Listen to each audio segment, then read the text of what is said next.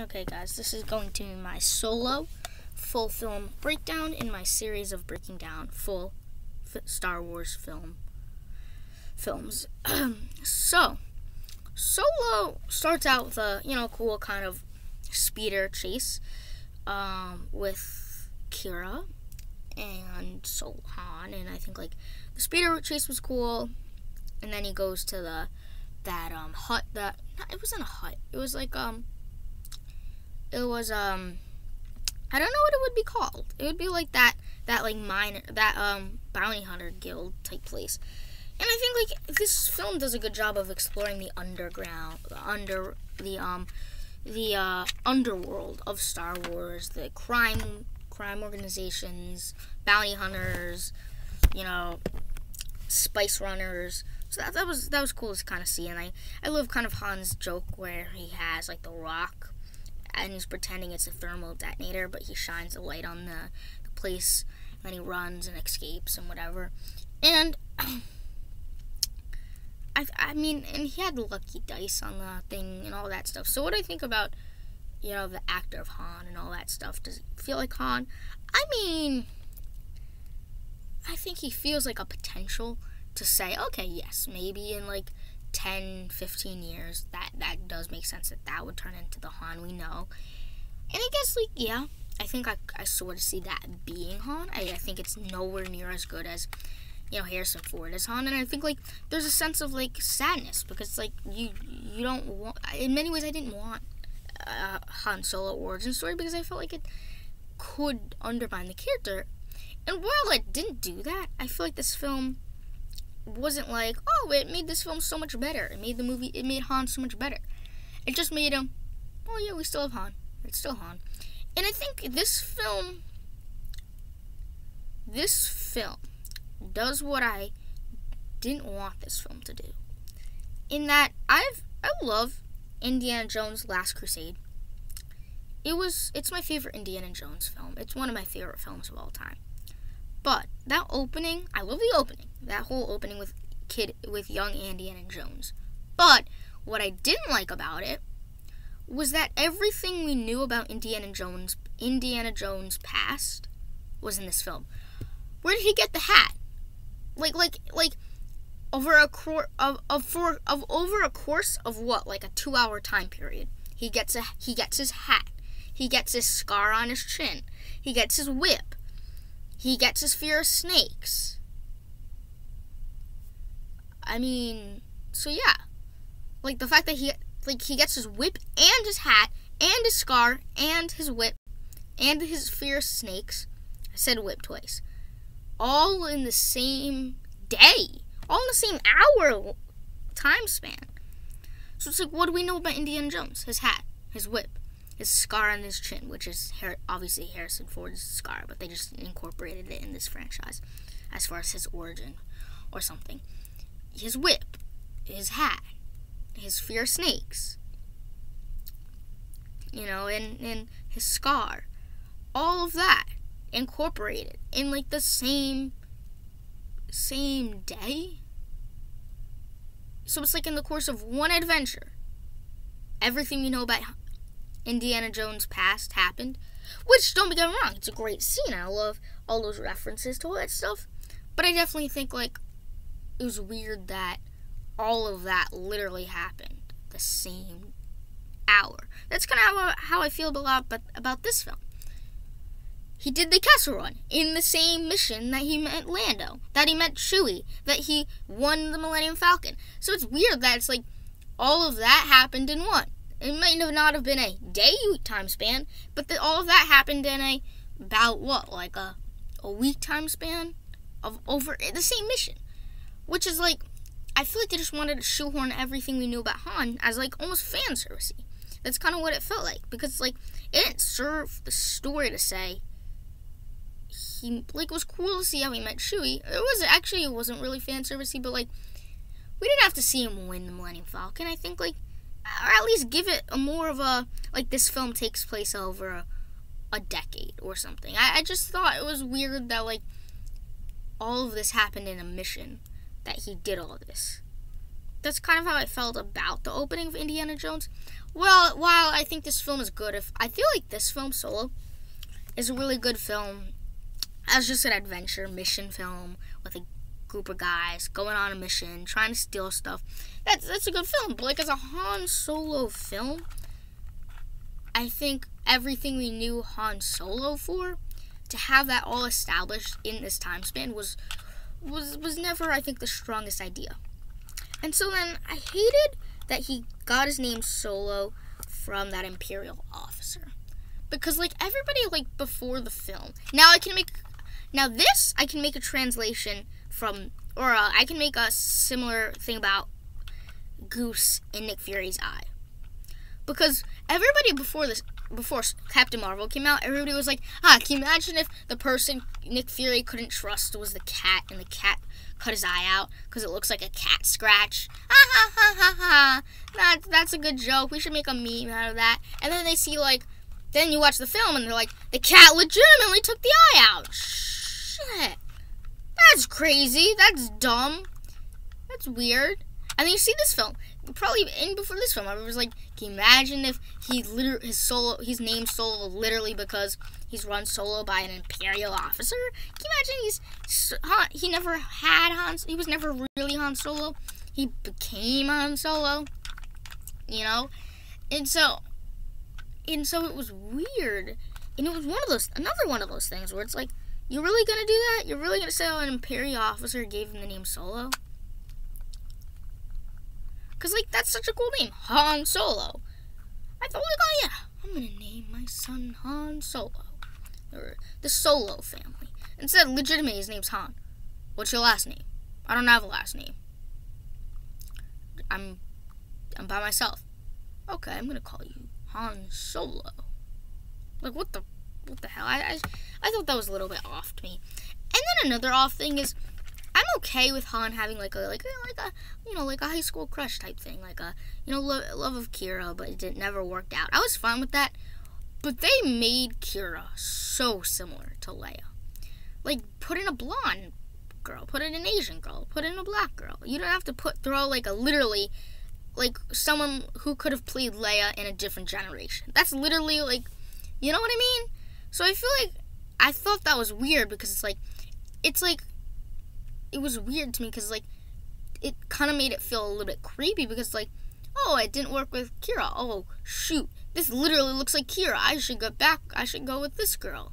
And it definitely soured that relationship, which is fine if you love someone else in your early life and then kind of moved on. Because by the end of the film, it definitely seemed like Han moved on. And that was okay and all that stuff. And plus, that was 10 years ago. Who knows what happened? Probably. So I just thought it was weird that they made it so similar. Because it's it almost felt like, did he just get with Leia because he couldn't move on? It just felt a little bit weird to me. I feel like that almost honestly could have been what they were going for. Let's have a girl who looked like Han, looked like Leia, to make it seem like this Leia was something Han would be interested in. But it's I don't know. I felt that was weird to me. But yeah, I mean, I don't know. That's fine. I think but I also didn't like I don't think after the opening, I don't think she should have been in the film any longer. It made the whole film seem weird because let's give Han a love interest, and it's I feel like Han was before we knew Han, I always just thought, oh yeah, he's someone who could get with a girl, who could do all that stuff, but never chose to live a smuggler life. But then when he met Leia, Leia was the special girl who he just was in love with. And it kind of soured that to say, oh yeah, Han was deeply in love with someone else for the majority of his life and couldn't get over her for that whole time he was in the Empire. I thought it was weird. I felt it was okay to have a girl with the opening, but he goes to the Empire, he moves on, he meets Leia later in life. That's okay. That's all good. Obviously, then him and Kira get separated. Then he goes to the Empire. And this war sequence was great. One of my favorite moments was when Han was, traveling through the war and going to the different, planets and all that. So that was great. I think that whole war sequence. And then the whole time when he got abandoned with Chewie. That whole thing with like Chewie and stuff because he was trying to escape or something. Or no, he was trying to get with he figured out someone was leaving, and so they captured him and put him with Chewie. That was cool. I think like they met in a cool way. I think like him escaping with Chewie, and then because like it made the bond. I feel like it's always made the bond feel stronger. Like, oh, poor, like because he knew how to speak Wookiee, he was able to talk with him, and because they escaped, and because Han really knew Chewie before he went on any mission, before he met the Falcon, it put a special place, as in Chewie was loyal to you, no one else, so you knew that you had someone always to count on. And the whole sequence where they escaped, that was cool because it was like just seeing Han and Chewie team up, regardless of, I think seeing Chewie definitely felt like the most Han Solo-y.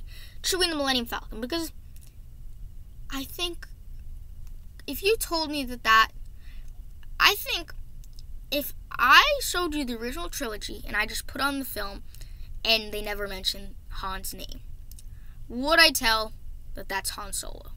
Or would I say like if I watched that film without knowing who that guy was, without knowing the title, and without any reference of the name Han Solo, would I recognize that was Han Solo?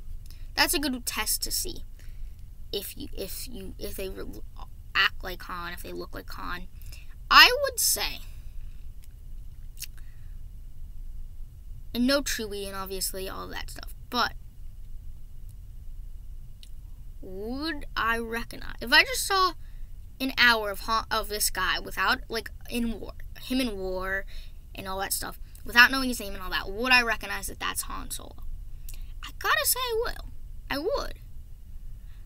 It would be one of those things where it's like, is that young Han Solo? But it's like, you should be like, that's young Han Solo.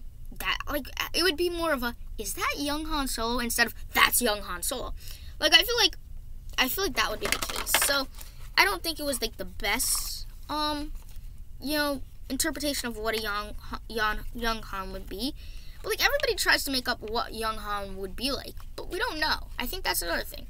This is, like, I just think there's something about that we don't know what young Han is like. We don't have any reference to what a young Han would be like. So I think, like, to say that he would be the same Han we know in the original trilogy, we don't know that. So I guess, like, the look, oh, he looks like Han. Yeah, I think, like, yes, I can imagine that guy in, 10 years looking like Harrison Ford. I think that is doable and to believe. Now, does he act like something that would turn into what Han Solo's like? Yeah. In 10 years, he moves on from missions, just do smuggler runs. He becomes a smuggler. Because let's be honest, Han is one of the best smugglers because he's been a smuggler and a spice runner and a bounty hunter all his life. So, yeah, I think potentially, yeah. I think, like, I can imagine some of that stuff. But yeah, and then they go off the mission, and they go to that snow mission. That snow mission was cool, with the whole train. And I think, like, another thing about this film is they never felt like real stakes in this film. Because, what's the worst thing that they happen? Han and Chewie leave, they all die, because I don't care about any of these characters besides Han, Chewie, and Lando. I don't care if Kira dies. I don't care if Beckett dies. I don't care if any of those girls die. I don't care if the droid dies, which ended up happening. So I didn't care for any of that. I only care about 3 people, and the 3 people I knew were going to survive. So it's, like, cool to see what was Lando and Han's and Chewie's first mission together. And I always felt like it was weird. Like, I guess, like, the way I always pictured it to go was, like, yes, Han and Chewie met at the Empire, and they went off, did some missions. Then one of their missions involved going with Lando or something, and going with the Falcon. They win the They go on a mission with Lando. They win the Falcon. Then, they go do the Kessel Run. Then, sometime later, they go to Tatooine and all that stuff. I never pictured, they're going to leave the Empire. Then they're going to go with a smuggler gang. Then they're going to go meet Lando. Then they're going to go on the Falcon. Then Han's going to meet up with his ex-girlfriend. Then he's going to go do the Kessel Run. Then he's going to kill all these people Then they're all gonna die. Then he's gonna go win the Falcon from Lando. Then he's gonna go off and do his own adventures. I never pictured that was gonna be, but I figured like that would only make sense if you did one film to try to bang out his whole entire origin story, or at least everything we knew Han about. That's why I don't like origin stories for a person who everything we know about him. I meant like prequel. Where it's like Star Wars did it good. The prequels did it good because they didn't cover every little aspect about Anakin Skywalker turning evil in one film. Because that would just seem weird to say everything we knew about Anakin happened in one film, in one day, one week. So this always felt weird when they're like, let's have a prequel but only have one film, because it feels weird when they try to cram in everything we know about this character. So yeah, that snow mission was cool. Then they go meet Lando, and then they go on the Falcon. The Falcon was cool. A clean Falcon was cool. I think Lando, Don Glover as Lando was actually really good. He was actually really good as Lando. Might be like, besides Chewie, because I mean you gotta love Chewie. Chewie's always gonna be Chewie, but I gotta imagine he's like one of my favorites. I think this Han in the film grew on me. It's like, oh yeah, he's actually kind of cool character. He is kind of that Han we kind of remember. I think, at least for me, I think. So I like Han. So I think like I said, the trio of Han, Lando, and Chewie were definitely like the three gold stars of this film. I think particularly Lando. I think Chewie and Lando, probably also just standouts. But I honestly think Han was not bad in this film. He was cocky. He was overconfident. But at the same time, he had a lot to learn. He, was not all, like, he had that perfect mix of what we could expect Han was always like, but also stuff we expected Han to be different at, and something that we assumed he would learn over time. So yeah, and then, I mean, they go to the planet with Crimson Dawn, and that was cool. I think like that Crimson Dawn place, like I said, exploring new planets, exploring new creatures.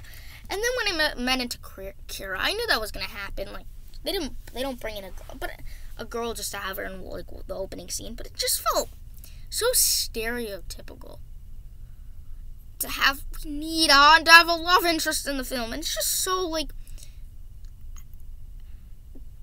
I just don't get it because it's like when you look at every single Star Wars film, I mean, they have to have our main characters have a love interest. Just always for me felt just not good, just weird. You don't have to have a love interest just to have a love interest, especially when it just doesn't work to say, let's throw Kira in the mix. And it made it also awkward that you thought Leia and Han were the only people that Han kissed in the Falcon? You'd be wrong. And it's like, what the hell? Like, they just, like, I feel like these filmmakers just loved Han, and they're like, let's make everything we love about Han in this film and make it all work. And it almost felt like they didn't have that much respect for the original trilogy, where it's like, in the sense where it's like, like, especially with the whole Kira and Han thing, you had to explain that they didn't separate on the best of terms or something like that. They really needed to separate on bad terms, because it just felt weird. It was like, I'm still gonna love you, but goodbye. Like, maybe she turns evil or something, which she does turn out to be, like, working for Darth Maul, but that doesn't change the fact that they left on pretty good terms. It was just, that whole relationship bugged me out the most of anything. But I think, like, she wasn't a bad character, it was just that being with Han made it bad. That's why I think I didn't put her extremely low in the character ranking. I mean, I kind of did, but, that's beyond the point. So, yeah, and they go to Kessel, and the whole Kessel thing was cool with, like, all the Wookiees and the Pike Syndicate. And then L3 dies, and I didn't care for any of these characters. They put her into the Falcon, which was a good callback to C-3PO and Empire saying, this ship seems like it has, like, a mind of its own, or something like that. I remember he says something like that. and then he stares at the ship and says that, or has like a droid in it, or has a life or something. I don't remember. And then they go back to the planet, whatever that planet was called. I forgot the planet's name. The place with the Crimson Dawn. And then they had like that cool like reveal of Beckett being evil. But it's like, I don't care. Sure, yes, he's evil. I probably could have predicted that. I think he was someone you should never trust. And yeah, and then he tried to trick them with like the expensive thing he wanted. I don't even know what he wanted. I think like all those twists of who's the villain, who's the good, is Kira good, is Kira bad? I mean, all this stuff was weird. It was like, I felt like it would have just been nice to just show how Han joined the Empire, met Chewie, met Lando, and did a mission with Lando, won the Falcon, but then did a mission and do the Castle Run, and almost like a Han biopic, almost. You know what I mean? Like, do something like that, where it's not like biopics always show like their entire life. You obviously don't show Han's entire life, but show his span of 10 years. I don't know. That wouldn't be bad either. I don't know. I'm just throwing different ideas, because I don't think this film would ever work. Especially because how do you explain everything we know Han about to be in the course of one mission? So it always felt weird to me. But I mean, the film was good. It was a good film. I think it was not a horrible shit show of a film. It was a good film. Not one of the best Star Wars films, because I think when you label it as a Star Wars film, especially with a lot of Star Wars characters in it that we know, I think it's an origin story to Han, not that good. As just a film, it was good. It was not one of the best films, but it was good. It was fine. And so yeah, I think like doing the Kessel Run was cool, and I think seeing them getting chased by the Empire was cool and all. And I just thought it was weird that he's doing it all with like 10 other people. It's like when you unpick, I think that a disappointing thing was like when you hear everything about Han, you picture everything he's saying about the Kessel Run, about this and that, and you just picture in your mind Han and Chewie doing this, doing that, doing this, doing that, meeting Lando, this and that. But all of a sudden, you have Beckett's there. All of a sudden, you have a droid there, and it's just you have a girl, like literally. Han brought a girl on the Falcon during the Castle Run. It just dumbed down everything, because it's like I just think this film, like especially the care stuff, that really bothered me. Where it's like, I think okay, you have a girlfriend, you leave the girlfriend, okay, but like the ridiculous thing is everything we knew Han about was with this girl, the Kessel Run. Oh, who was with you? Like, can you imagine Leia goes up to her? Could I see some pictures of you during the Kessel Run? And it's like, oh, who's that girl? Who's that guy? Besides Lando, who's that guy? Oh, that's a villain. That's a bad guy. Oh, who's that girl? Kira. And they're like, did you do anything with her? And it's like, can you imagine if Leia goes in this closet and Han's like, ooh, there's these different coats and stuff. And it's like, did anything good happen in this closet? And he's like, no. Yes. May or may not kiss a girl in this closet. It's just, I don't know. It's just, I never expected Han's love life to carry into events with the Falcon, the Kessel Run, meeting Lando. It just, I don't know. It just left me in a kind of off way, where it's like all of this really happened in a course of this amount of time, which wasn't a lot of time. It was just like all of a sudden you go from that to now all of a sudden he's just like, he's part of the love life, you know.